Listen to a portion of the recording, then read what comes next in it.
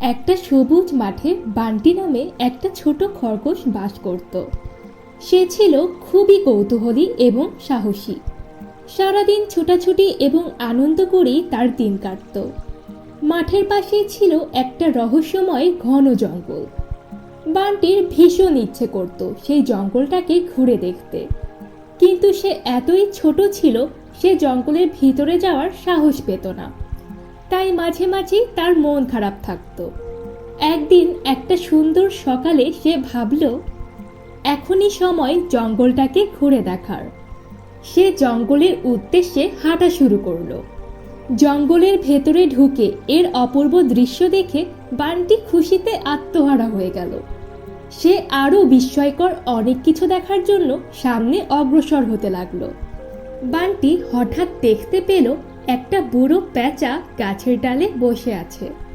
প্যাঁচাটি বান্টিকে ডেকে জিজ্ঞেস করলো, এই ছোট খরগোশ, কে তোমাকে এখানে এনেছে?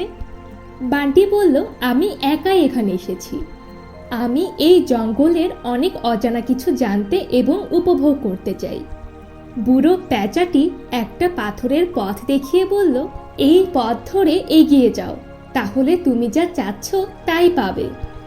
বান্টি অনেক ভয় এবং উত্তেজনা নিয়ে সেই পাথরের পথ ধরে গভীর জঙ্গলের দিকে হাঁটতে লাগলো। পথের মধ্যেই বান্টি একটা কাঠবিড়ালিকে দেখতে পেল।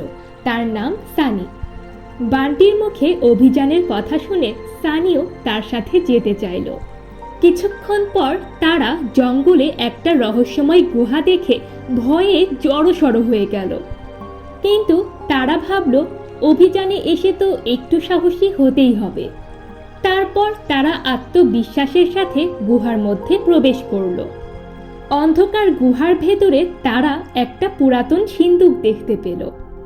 সিন্দুক খুলে তার মধ্যে একটা মানচিত্র আর মূল্যবান রঙিন পাথর ভর্তি একটা ব্যাগ দেখতে পেল। এটা নিশ্চয়ই তাদের বিস্ময়কর কোনো একটা জায়গার সন্ধান দিবে। তারা মানচিত্রটি দেখে দেখে পথ চলতে লাগলো। পথে তারা দেখল ডেজি নামে একটা সজারু গাছের ডালের সাথে আটকে ছটফট করছে।